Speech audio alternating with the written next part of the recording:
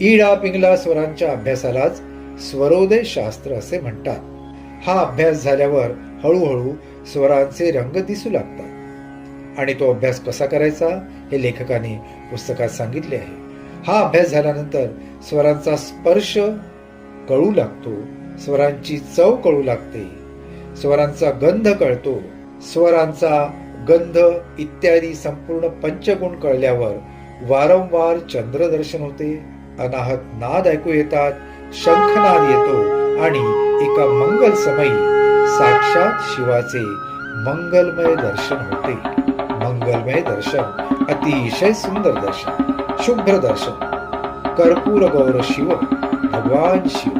आणि मग हे दिव्य दर्शन झाल्यावर गायक साक्षात गानयोगी बनतो. त्याच्या मुखातून निघणारे स्वर हे मग रूप, रंग, गंध, चव